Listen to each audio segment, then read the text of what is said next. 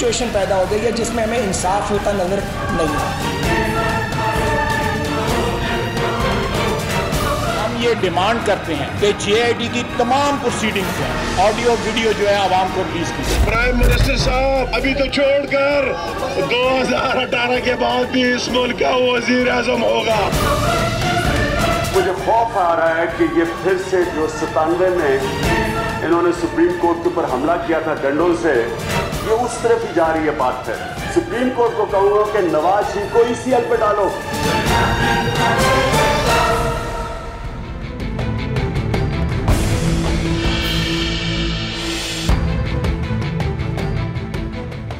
अस्सलाम वालेकुम नाज़रीन, राय अपनी अपनी के साथ मैं हूँ इकरा हारिस और मेरे साथ आज मौजूद होंगे सज्जाद मीर साहब, इरशाद आरिफ साहब और हमें ज्वाइन करेंगे रसूल बख्श रई साहब और रऊफ़ हसन इस्लामाबाद से हमारे साथ मौजूद होंगे। कल का दिन क्या रुख लेगा, कल का दिन नून लीग के लिए क्या नवीद लेकर आएगा, क्योंकि JIT अपनी रिपोर्ट कल सुप्रीम कोर्ट में पेश करने जा रही है। गुज़िश्ता रोज़ जो इजलास हुआ और उसके बाद वफाकी वज़रा ने जो प्रेस कॉन्फ्रेंस की, उससे ये बात तो वाज़े हो गई है कि नून लीग जो है वो अब अपनी तोपे जो है उन्होंने फिर से साजिश की तरफ मोड़ दी हैं और महाजराई के मूड में है। क्या ये सियासी और कानूनी महाजराई होगी या बात इससे कुछ आगे बढ़ जाएगी? साथ ही साथ आज भी हम अपनी TV स्क्रीन पर देखते रहे कि तमाम वफाकी वज़रा जो कल प्रेस कॉन्फ्रेंस में मौजूद थे वो आज फिर से मुतहरिक थे और उन्होंने एक बार फिर से सख्त ज़बान इस्तेमाल की है। वो ये कहते हैं कि साजिश की जा रही है और जिन लोगों ने भुट्टो को स्क्रिप्ट लिखने वालों ने एक स्क्रिप्ट लिखकर कत्ल किया, वही अब नवाज शरीफ का सियासी कत्ल करना चाहते हैं। कौन है ये स्क्रिप्ट लिखने वाले और किसकी तरफ तलाल चौधरी इशारा करते हैं?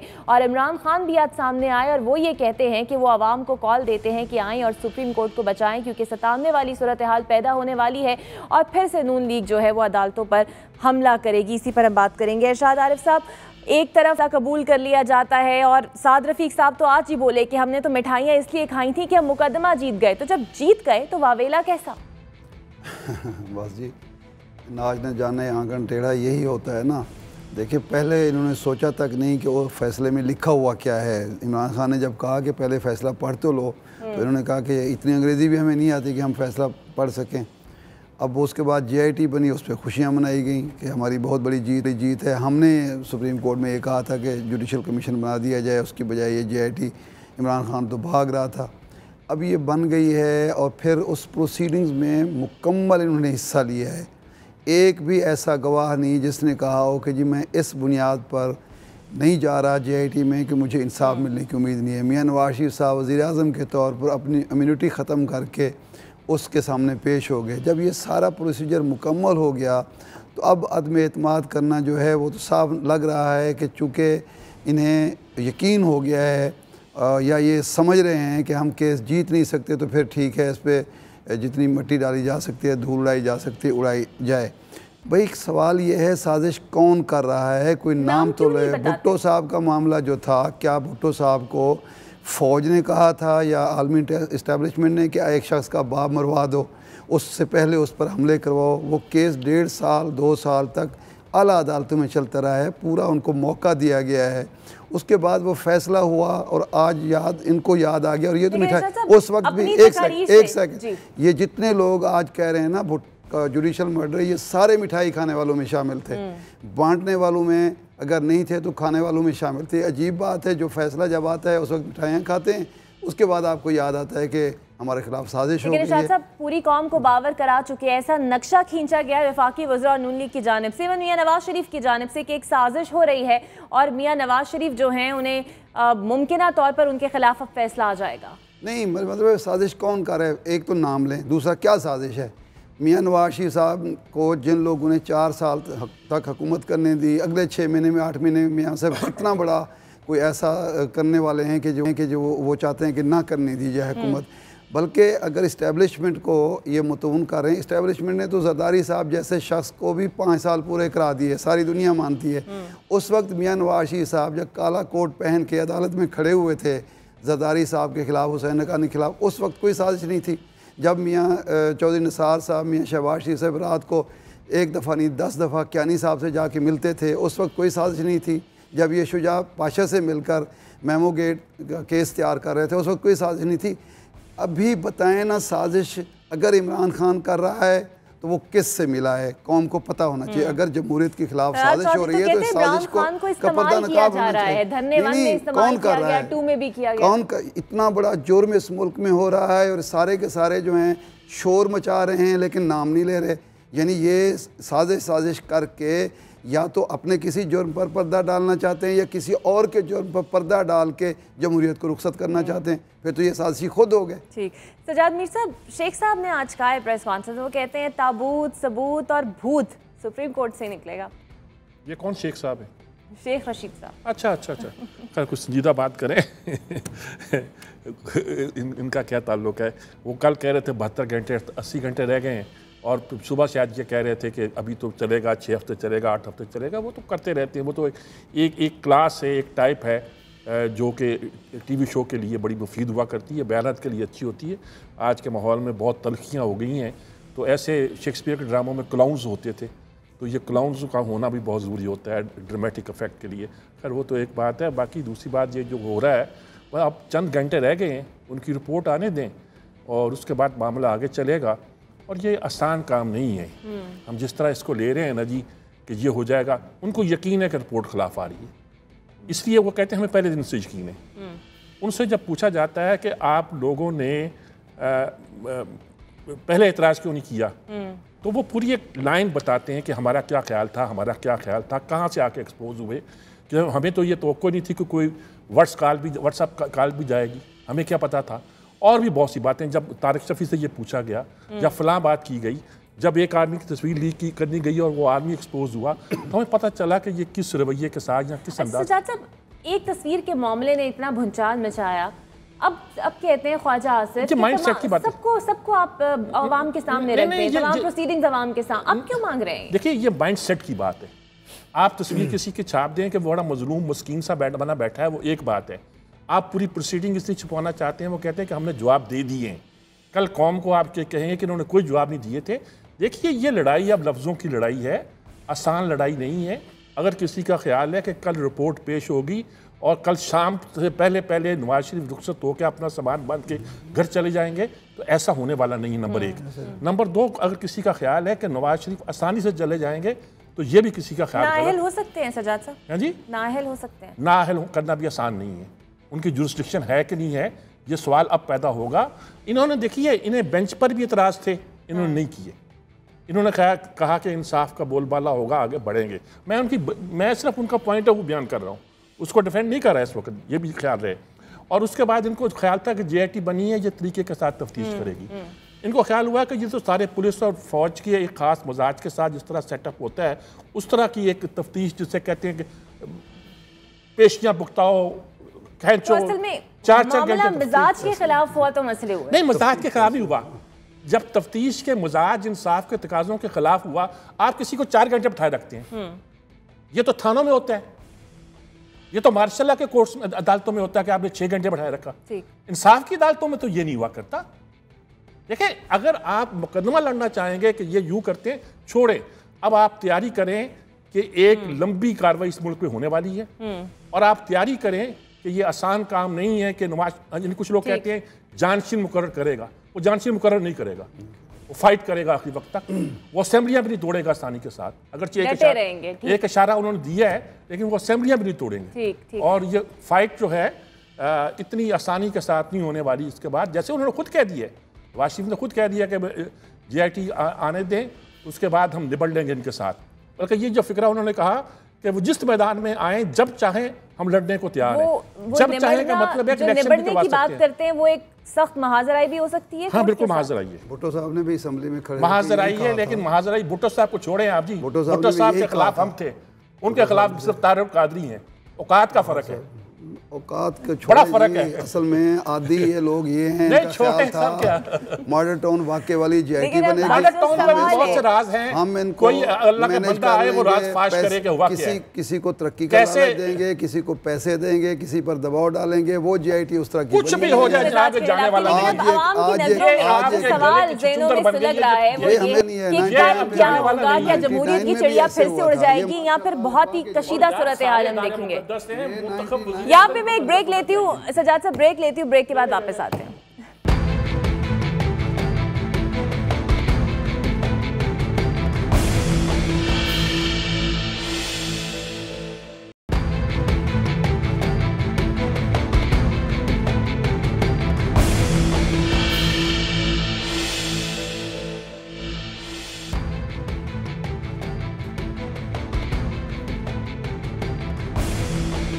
तो जमहूरियत रहेगी या नहीं रहेगी, आवाम के जहनों में अब ये सवाल है कि कल के बाद क्या होना जा रहा है। क्या ये केस इतनी तवालत अख्तियार कर जाएगा कि मियां नवाज शरीफ को मौका मिल जाएगा कि वो अपना टेन्योर भी पूरा कर लें। इसी पर अब बात करेंगे। रऊफ हसन साहब भी हमारे साथ मौजूद है इस्लामाबाद से। रऊफ हसन साहब, क्या होने जा रहा है कल? जब ये JIT रिपोर्ट, इतना तो साफ हो गया नून लीगी वुज़रा की प्रेस कॉन्फ्रेंस से और बयानात से कि उन्हें पता है कि ये रिपोर्ट उनके खिलाफ आने वाली है, तो जब रिपोर्ट आ जाएगी मामला कैसे आगे बढ़ेगा?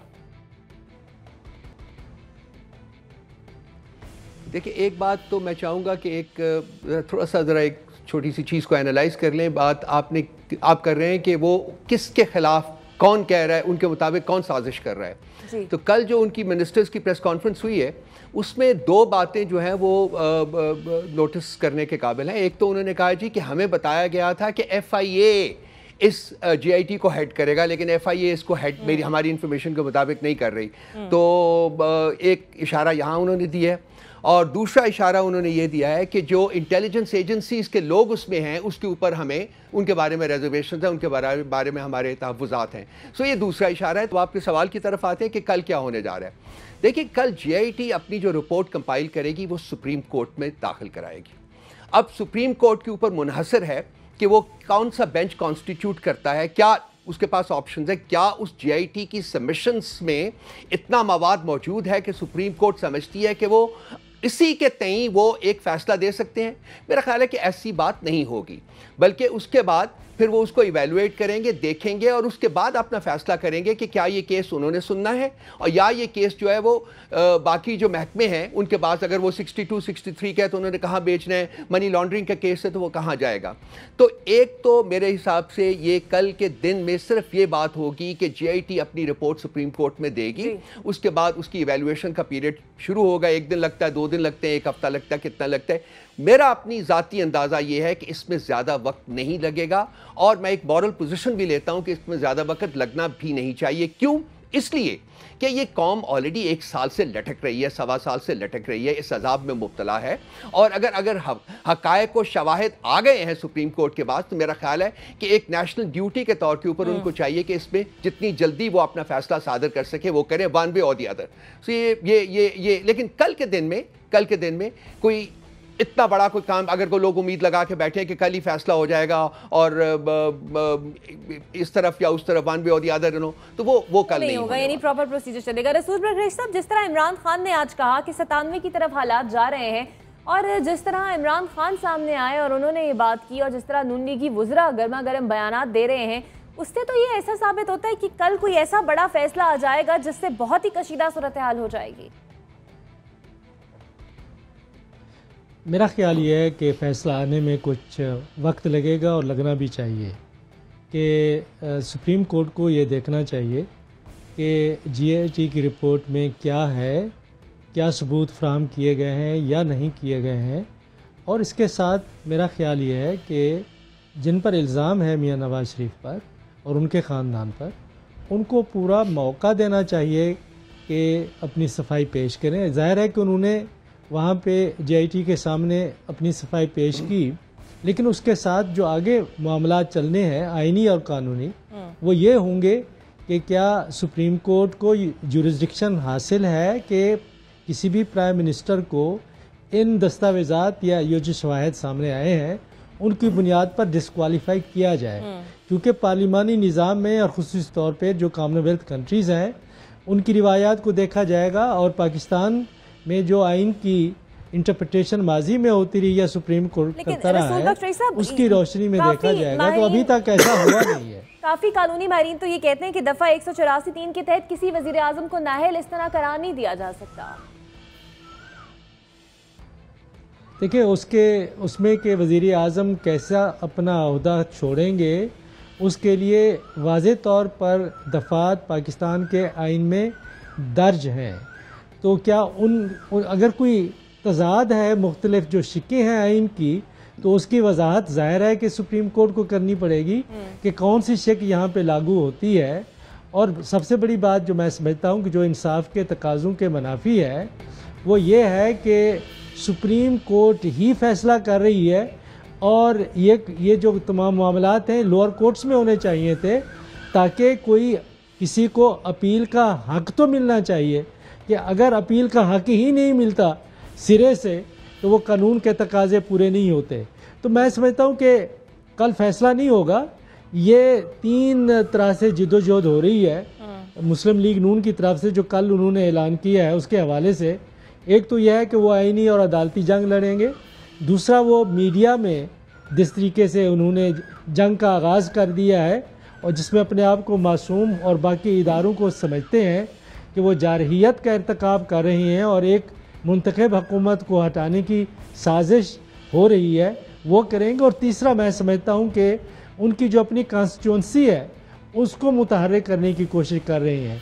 कल की प्रेस कॉन्फ्रेंस जो है वो हमारे सियासत में एक माइलस्टोन है कि हमने पहली दफ़ा देखा है कि पाकिस्तान के सियासी इदारों पर, जो मैं समझता हूँ कि रियासती इदारे हैं, सियासी इदारे नहीं बल्कि रियासती इदारे हैं, उन पर काबीना ने जो हुकूमत होती है उसने भरपूर हमला किया है कि फ़ौज के ऊपर, अदलिया के ऊपर, JIT के ऊपर। JIT अलहदा नहीं है, JIT में क्या लोग ईमानदार हैं, क्या उन्होंने वाकई उस तरीके से काम किया है जो कानून और आइन के तकाजे पूरा करते हैं, ये काबीना के अरकान ने नहीं देखना, ये मैंने नहीं देखना, आपने नहीं देखना, ये सिर्फ देखना है सुप्रीम कोर्ट ने जिसने कि JIT बनाई है। तो ये मामलात वहाँ ले जा सकते हैं कि क्या उन्होंने उन तमाम जो हिदायत थी सुप्रीम कोर्ट की तरफ से उसके तकाजे उन्होंने पूरे किए हैं या नहीं किए हैं। लेकिन जिस अंदाज में कल हमला किया गया है वो गलत था। तो कल जिस अंदाज से मेरे ख्याल में उन्होंने हमला किया है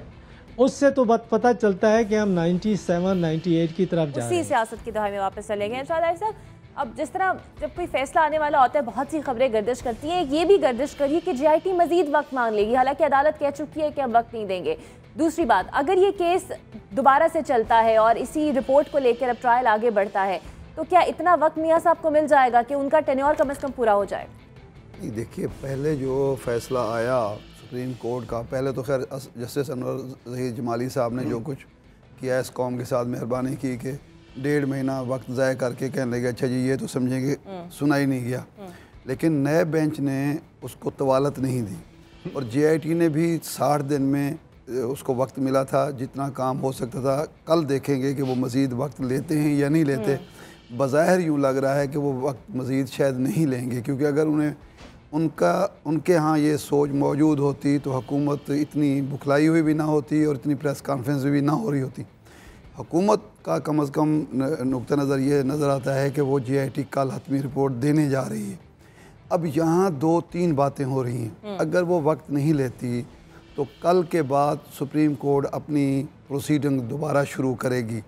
इसमें 1-2 सवालात हैं कि क्या ये 3 रुकनी बेंच करेगा, ये 5 रुकनी बेंच करेगा या नया बेंच बनेगा। एक चीज़ जो कानूनी नुक्ता है, वकला कह रहे हैं, मैं तो खैर ज़ाहिर बात है कानूनदान नहीं हूँ, कहा यह जाता है कि ये केस अभी चल रहा है क्योंकि डिस्पोज ऑफ उस 5 रुकनी बेंच ने इस केस को नहीं किया। तो बेंच भी मौजूद है, केस भी मौजूद है। नया बेंच इसलिए नहीं बन सकता कि अगर चीफ जस्टिस साहब नया बेंच बनाते हैं तो दोनों तरफ से ये एतराज़ होगा। अपोजिशन कहेगी कि नवाज शरीफ को बचाने के लिए नया बेंच बनाया गया है और नवाज शरीफ साहब के जो साथी इस वक्त बिफरे हैं वो कहेंगे जी हमें फंसाने के लिए बेंच बन रहा है। तो वो बेंच पहले दिन से मुतनाज़ होगा, एक बात।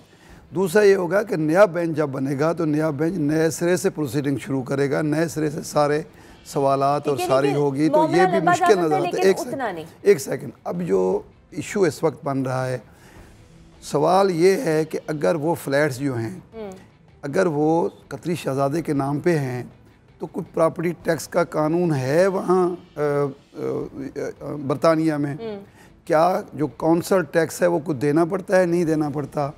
कोई पानी का बिल, कोई बिजली का बिल, कोई गैस का बिल अदा कोई करता है, उन पर लिखा होगा कि ये किसकी मिल्कियत हैं, जो मालिक होगा उसी के नाम पे बिल आ रहे होंगे ना। अगर JIT के पास ये सबूत आ चुका है कि ये 93 से बिल जो हैं वो शरीफ फैमिली के किसी फ़र्द के नाम पे हैं तो मामला ख़त्म हो तो मामला तो फिर कुछ इतना तवालत नहीं पकड़ सकता। और कतरी शहजादा साहब जो तशरीफ़ नहीं ला रहे, ये कहा जा रहा है कि जी अगर वो ना आए तो हमारा मेन गवाह है और फिर केस। देखिए, वो डिफेंस का गवाह है, उसको लाना उसकी ज़िम्मेदारी है। अगर आज ये उसूल मान लिया जाए हुकूमत का कि जी हर गवाह को लाना तफ्तीशी का काम है, तो जो भी इसमें इस मुल्क में कोई कत्ल का मुलजिम होगा, कोई चोरी का होगा, मनी लॉन्डर होगा, वो कहेगा जी मेरा गवाह जो है वो टम्बकटू में बैठा हुआ है, अमेरिका की फ्रांस रियासत में है। अब तफ्तीशी पहले तो उसको तलाश करे, उसको लेके आए या उसके घर जाए, वो सारी उम्र इसी में गुजरे। ये ऐसा होता नहीं है, वो सरकारी गवाह नहीं है, इस्तगासा का गवाह नहीं है, वो गवाह है नवाज शरीफ साहब फैमिली का, वो लेके आए उसकी गवाही भुगता दें। तो ये सारी चीज़ें जो हैं वो खुद इनके खिलाफ जा रही है। माइंड सेट किसी इदारे का नहीं, हुकूमत का है। कल जब रिपोर्ट पेश होगी तो कौन सी ऑप्शंस नून लीग के सामने आएंगी? ख्वादर रफीक जो है वो आज जब तकरीर करते रहे तो एक शेर पढ़ते रहे, वो ये था कि वो मर्द नहीं जो डरे हालात की खूनी मर्जन से, जिस दौर में जीना मुश्किल हो इस दौर में जीना लाजिम है। और मरियम नवाज शरीफ भी इस हिस्से को ट्वीट भी करती रही। अब तो सवाल ये है कि क्या नून लीगी रहनुमा जो हैं वो ये देख रहे हैं कि तसादुम पैदा होने वाला है, क्योंकि खूनी मंजर तो तसादुम में ही नजर आते हैं। और अब कल जब ये रिपोर्ट आएगी तब क्या मंजरनामा बनेगा ये तो कल ही वाज़ेह होगा। एक ब्रेक लेते हैं और ब्रेक के बाद हाजिर होते हैं।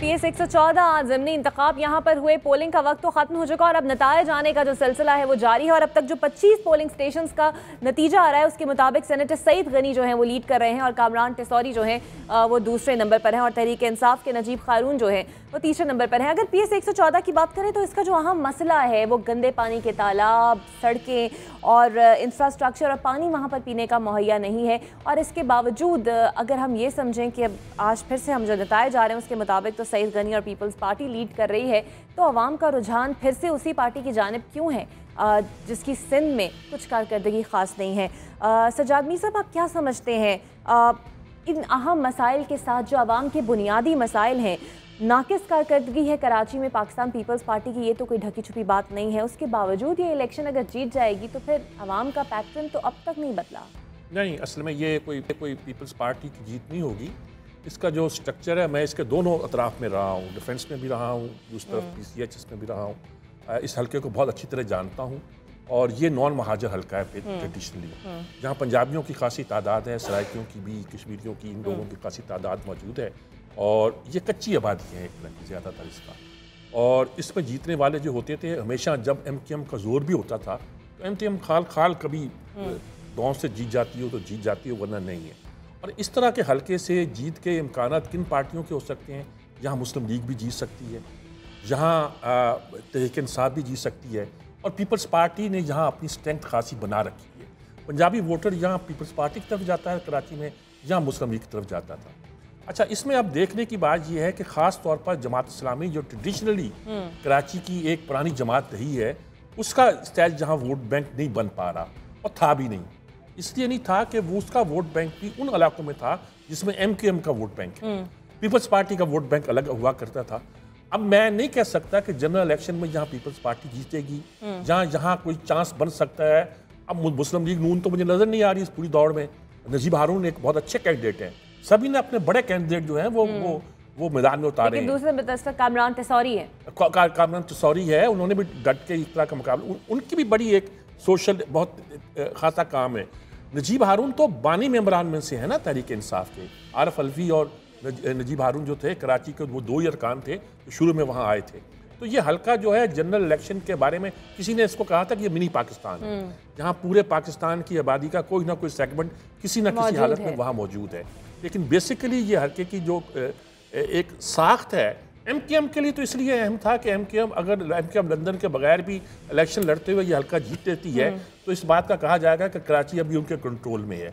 पीपल्स पार्टी ने अपना जब सेंटर अपना एक सीनियर आदमी वहाँ लॉन्च किया था तो उनका ख्याल था कि अपनी ताकत दिखा के ये बता सकेगा कि कराची को बदल सकते हैं।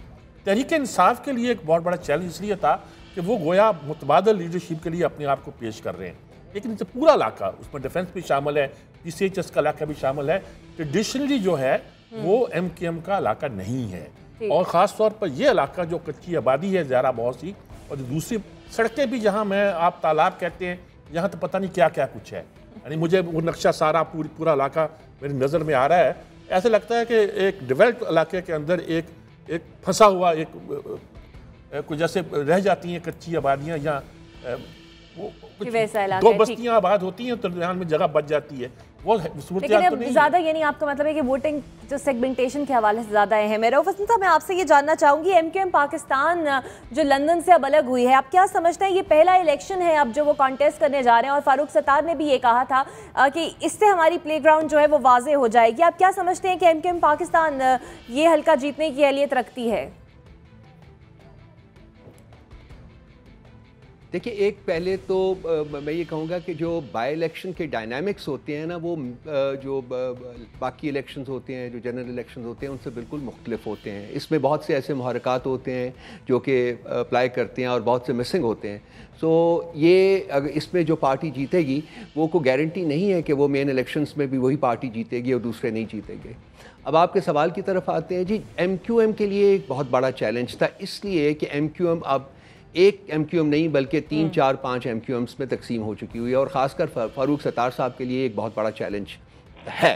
वो इस यहाँ जीतना जो है वो उनकी जो लेजिटिमेसी है उसको इस्टेब्लिश करेगा, क्योंकि अल्ताफ़ हुसैन साहब बार बार ये कह चुके हुए हैं कि अगर आपने मुझे छोड़ा है तो आप की ये मॉरल रिस्पॉन्सिबिलिटी है कि आप उन सीट से रिज़ाइन करके दोबारा इंतखाबात लड़ें, और लाजमी बात है कि उसमें वो अपने लोग भी खड़ा करते हैं। और वो लेकिन ये बात इन्होंने नहीं की फारूक सत्तार साहब ने। इसके अलावा जो सरजमीन पार्टी भी आई हुई है, उनका कोई इसमें कैंडिडेट तो नहीं है, लेकिन लाजमी बात है कि कुछ ना कुछ छोटा मोटा वोट बैंक जो MQM का वहाँ भी होगा, वो इतना ज़्यादा तो नज़र मुझे नहीं आता। इसके अलावा पीपल्स पार्टी का भी वोट बैंक है। PTI के लिए भी एक बहुत बड़ा चैलेंज है, जैसा कि कहा गया है प्रोग्राम में कि वो अपने आप को एक ऑल्टरनेट लीडरशिप के तौर के ऊपर पेश करने की कोशिश कर रहे थे। तो इस वक्त दो चैलेंजेस थे, एक तो MQM के लिए था और एक PTI के लिए था। और people's party in changed environment में, चेंज्ड डायनामिक्स में रूलिंग पार्टी के तौर के ऊपर उनके लिए चैलेंज ये था कि उन्होंने ये सीट जीतनी है, इसलिए कि वो अपनी लेजिटिमेसी ऑफ गवर्नमेंट जो है उसको इस्टेब्लिश करना चाह रहे हैं। PMLN का इसमें पहली 3 पार्टीज़ में ना होना जो है वो एक अंडरस्टैंडेबल सी बात है, मुझे उसके ऊपर बिल्कुल कोई हैरानगी नहीं हुई। और उनको फर्दर डैमेज जो होया हुआ है वो इस वक्त ऑन गोइंग पैनामा केस की जो इन्वेस्टिगेशन हो रही है उसकी वजह से भी उनको खासा डैमेज हुआ है ग्रास रूट्स लेवल के ऊपर, खासकर शहरी इलाकों में बहुत डैमेज हुआ है। शायद देहाती इलाकों में बाइकआउट करने का फायदा हो सकता है MQM पाकिस्तान को। देख,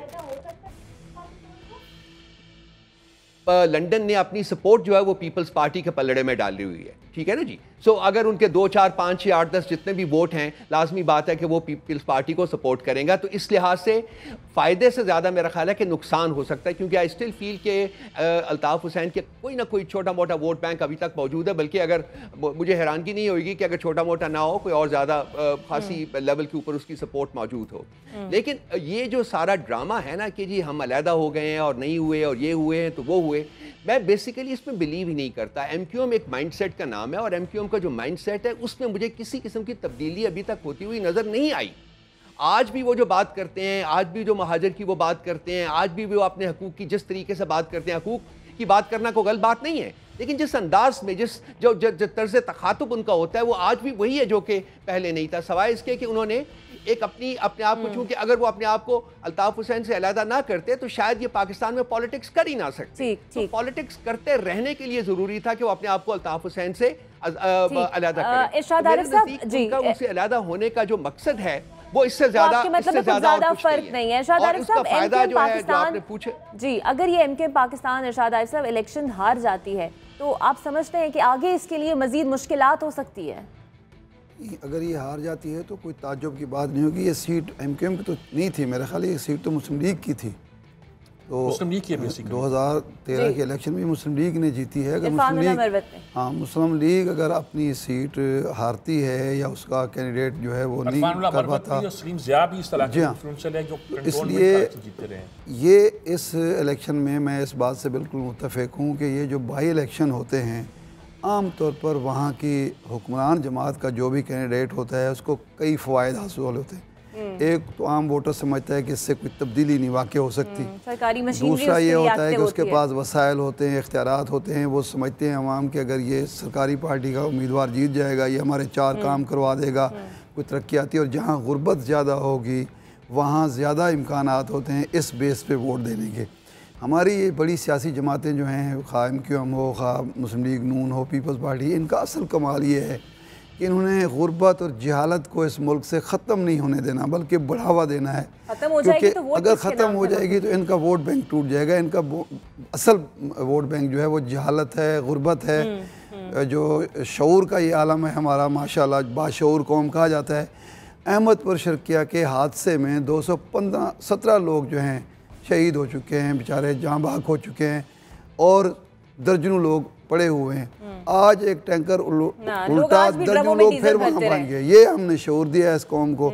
उसके बाद जो अगर सरकारी कैंडिडेट नहीं जीतता तो फिर हम समझेंगे कि बहुत बड़ी तब्दीली आ गई है। मेरा तो ख्याल है। अच्छा, वैसे मुझे सईद गनी के जीतने से खुशी होगी क्योंकि पीपल्स पार्टी में जो चंद माकूल लोग हैं उनमें से एक सईद गनी भी है। ठीक, अभी तक तो 92 पोलिंग स्टेशन से 25 का नतीजा आया है। एक ब्रेक लेते हैं, ब्रेक के बाद दोबारा आते हैं और इसी पे बात करेंगे।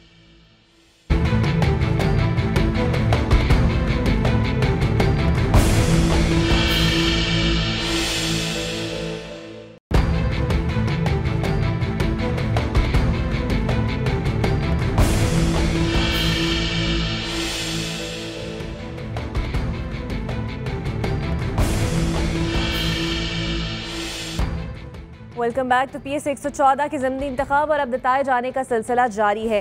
रसूल बख्श रईस साहब, मैं आपसे ये जानना चाहता हूँ कि इमरान खान गुज़िश्ता बरसों में बहुत कम कराची आए हैं और इतना वो कराची में एक्टिव नज़र नहीं आए, बल्कि इन इंतखाबात में तो उन्होंने शेख रशीद साहब की ड्यूटी लगा दी कि वो जाएँ और ज़रा उनके लिए कैंपेनिंग करें। आप समझते हैं कि इमरान खान की सियासत से, कराची की सियासत से अदम दिलचस्पी में उनकी जो हार की वजह है वो बन सकती है? लेकिन ये नतीजा निकाल लेना कि उनकी कराची में कोई दिलचस्पी नहीं है, ये दुरुस्त नहीं है। अब लीडर्स को देखना होता है कि इस वक्त उनकी तवज्जो कहाँ होनी चाहिए, उनकी मौजूदगी कहाँ होना चाहिए।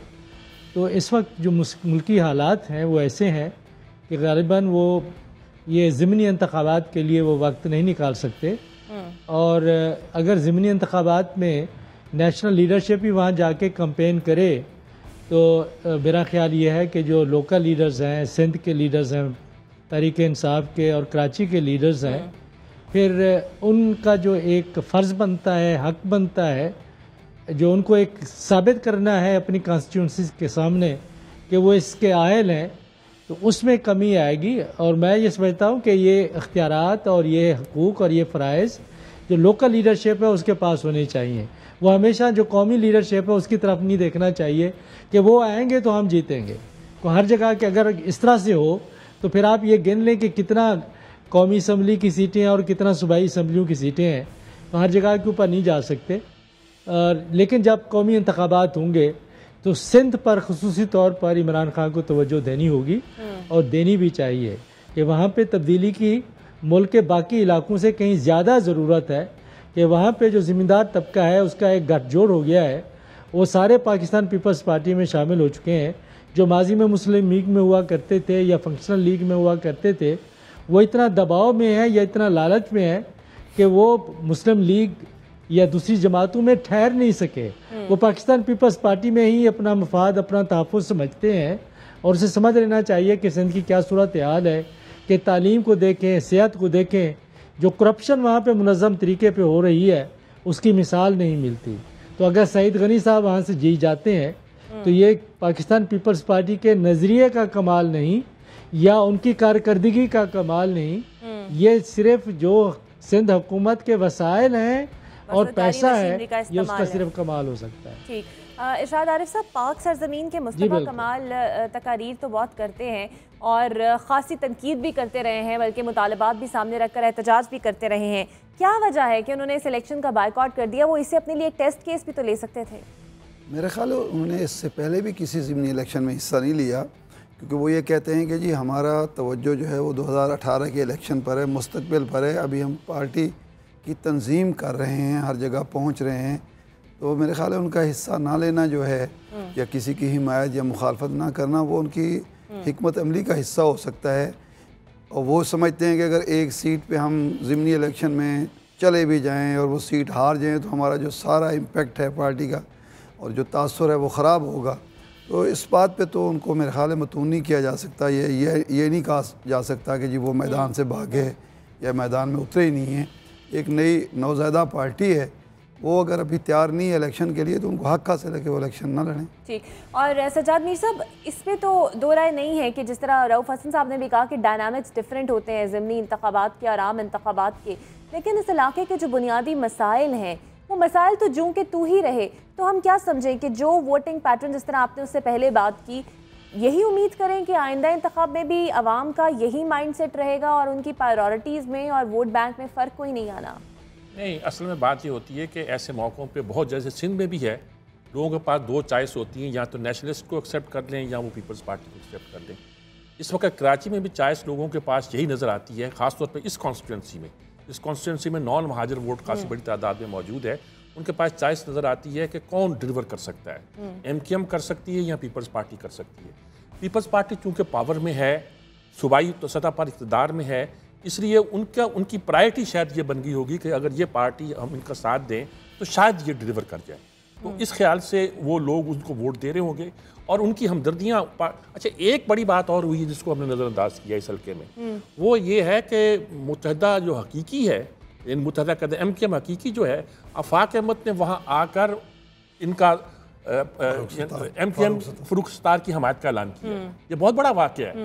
16-17 साल से ये ग्रुप अलग थे, यानी कि अल्ताफ हुसैन से भी अलग हुआ था और एक इलाके में इनका पूरा जोर भी था, लांडी वगैरह के इलाके में इनका वाइट हाउस वो बहुत बड़ा इनका हेडक्वार्टर भी था, जो मुशर्रफ ने फिर आके मुस्मार किया और MKM को सारे पावर्स दी। तो इसका फ़ायदा होगा MKM पाकिस्तान को? इसका फ़ायदा ये है कि महाजर जो हैं वो एक ही बैनर के नीचे इकट्ठे हो रहे हैं, तो लगता है कि एक और तंजीम उनमें से जो है इकट्ठी यहाँ आ गई। लेकिन उन्होंने कहा इस हल्के के लिए मैं साथ दे रहा हूँ, हो सकता है कि बाद में क्या सूरत हाल हो, लेकिन इससे ये पता चलता है कि इनको एक तरह का ये जो मिल रहे हैं आपस में, इसमें एक एज हासिल हो गया है MKM पाकिस्तान को।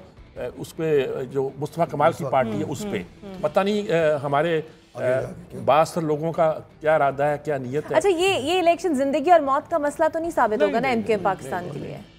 कुछ नहीं, ऐसा नहीं हुआ। हालांकि उनके कॉन्स्टिट्यूंसी है नहीं ना, उनकी कॉन्स्टिट्यूंसी है नहीं। लेकिन सज्जाद साहब, उनके मेयर भी हैं, उनके डिप्टी मेयर भी हैं। छोटे मोटे मसाइल हो सकता था कि अगर इस पूरे टाइम पीरियड में वो हल कराते तो थोड़ा एक्टिव कर पाते। नहीं, वो तो देखिए ना, वो उनका मेयर रोना रो रहा है कि मेरे पास कोई इख्तियार नहीं है, मेरे पास कोई वसाइल नहीं है। सूबाई हुकूमत ने ऐसी कानून साजी की है जिसके नतीजे में मेयर कराची जो है उसको बेख्तियार कर दिया गया है और उसके पास कोई वसाइल भी नहीं है। वसाइल अगर हैं तो MPs MNAs के पास हैं। उसके बाद ज़ाहिर है मेयर के साथ अवाम की क्या दिलचस्पी हो सकती है, जो ख़ुद रोना रो रहा है कि जी मैं कुछ भी नहीं कर सकता, तो फिर उसको ही वोट मिलेगा, उस कैंडिडेट को जहाँ से उनको उम्मीद होगी कि वो हमारे लिए कुछ कर सकता है। ठीक। और रसूल बख्श रईस साहब, एक और बात जो आज हमने देखी कि चनेसा गोट और महमूदाबाद में जो कशीदा सूरत हाल हुई और कामरान टिसौरी साहब ने मीडिया से जो मुख्तसर बात की, उनका ये कहना था कि हमने सारे इलाकों का विजिट किया, मीडिया को भी कराया, हमारा वोट बैंक पक्का है और अगर मैं नहीं जीतता तो इसका मतलब है कि पूरी धांधली हुई है। देखिए, जहाँ तक के धांधली का ताल्लुक है, कराची में होती रही है माजी में और पाकिस्तान के हर हलके में होती है।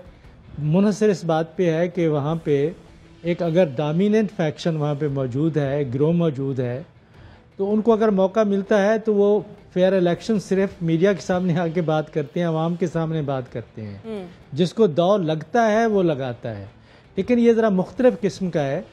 इस वक्त वहाँ पे रेंजर्स भी डिप्लॉयड हैं, मीडिया की वहाँ पे नज़र भी है और मुकाबला भी मुख्तलिफ धड़ों में है। लेकिन ये कहना कि इंतखाबात में बिल्कुल धांधली नहीं होती, ये हरगिज़ दुरुस्त नहीं है। और सबसे ज़्यादा धांधली पिछले इंतखाबात में हमने देखा। उससे पहले जो मुशर्रफ के ज़माने में कराची में होते रहे, वो तो किसी को इंतखाब लड़ने नहीं देते थे, कि मुकाबले में किसी को आने नहीं देते, या मरवा देते थे या फिर घरों में जाके वो टप्पे लगते थे, मोहरें लगती थी। तो एक तारीख़ है और ये सिर्फ मान लेना कि लोग मीडिया के सामने आके शफाफ इलेक्शंस की, मुनसिफाना इलेक्शंस की बात करते हैं, तो जब उन्हीं लोगों को मौका मिलता है तो वही धांधली का इर्तिकाब करते हैं। तो ये कहना कि एक फ्री करेगा, ये सब करते हैं। इसमें किसी के हाथ साफ नहीं है। लेकिन इस दफ़ा थोड़ा धांधली का इसलिए भी शोर कम हुआ क्योंकि डीजी रेंजर्स खुद भी मॉनिटर कर रहे थे। रऊफ हसन साहब, आप समझते हैं कि हमेशा ऐसी ही मॉनिटरिंग होनी चाहिए जिस तरह, लेकिन पीपल्स पार्टी के भी सईद गनी साहब आए, उन्होंने भी ये कहा कि उनको किसी एक हल्के में बड़ा सख्त और टफ टाइम दिया गया, जिसके बाद डीजी रेंजर्स को आके थोड़ी सी वजाहत करना पड़ी कि शनाख्ती कार्ड तो चेक करना मामूल का काम है और ये हमारा फ़र्ज़ है। आप समझते हैं कि ऐसे तहफ़्फ़ुज़ात हुक्मरान पार्टी को नहीं होने चाहिए थे जो सिंध में मौजूद है? इलेक्शंस का जो रेगिंग इलेक्शंस की है वो एक ट्रेडिशन रही है पाकिस्तान में, और सही कहा गया है कि जी कराची में जितनी रेगिंग हुई है पास्ट में वो शायद पाकिस्तान के किसी और इलाके में नहीं हुई। और सिर्फ पाकिस्तान में ट्रेडिशन इलेक्शन डे रेगिंग की नहीं है, बल्कि और भी मुख्तलिफ किस्म की रेगिंग पाकिस्तान के इलेक्शंस में होती रही है, ये अपनी जगह। मैं सिर्फ एक छोटी सी बात करूँगा before I come to this, वो ये है कि बाई इलेक्शन में जो चॉइस होती है ना वोटर के लिए, वो एक ही होती है कि उसने हुकूमती पार्टी को वोट देना है या गैर हुकूमती पार्टी को वोट देना है। और ये बाकी इसके जो वजूहात हैं वो बयान की गई हैं ऑलरेडी प्रोग्राम में, लेकिन चॉइस जो है वो आइडियोलॉजिकल लाइंस के ऊपर नहीं होती है, वो इन लाइंस के ऊपर होती है कि कौन मेरा काम कर सकता है, बिकॉज इस एक वोट की वजह से या एक सीट की वजह से कोई चेंज नहीं आती है। बाकी रहा आपका ये कहना कि जी इलेक्शंस में ऐसे ही सुपरविजन होनी चाहिए, तो मैं फील करता हूँ कि इससे भी ज़्यादा होनी चाहिए। हमें वो तमाम इक़दाम करने चाहिए जिससे कि इलेक्शन जितना बेहतर से बेहतर हो सके वैसे किया जाए, क्योंकि अगर सही जमहूरियत का अगर आपने एस्टैब्लिश करना है मुल्क में किसी स्टेज के ऊपर, तो उसमें इलेक्शंस की ट्रांसपेरेंसी सबसे अहम बात तो ये है कि जो भी कैंडिडेट आए, जिसकी पार्टी का आए, बिल्कुल, और जिसके बगैर उसके अलावा जमहूरियत कभी मजबूत नहीं हो सकती। ठीक, और सबसे अहम चीज़ तो यही है कि अब जो भी इलेक्ट होकर सामने आए, अब जितने साल गुजर गए वो तो गुजर गए, लेकिन अब जो कुछ वक्त बाकी रह गया उसमें एटलीस्ट आवाम की सुन ले, उनके बुनियादी मसाइल हैं जिसका वो रोना रोते हैं, कहते हैं कि इलेक्शन के बाद कोई नहीं आता, वही मसाइल हल कर दे। बहुत शुक्रिया रऊफ हसन साहब, रसूल बख्श रईस साहब, सज्जाद मीर और इरशाद आरिफ साहब हमारे साथ मौजूद थे। आज के प्रोग्राम से इतना ही। अपने फीडबैक से ज़रूर आगाह कीजिएगा। अल्लाह हाफ़िज़।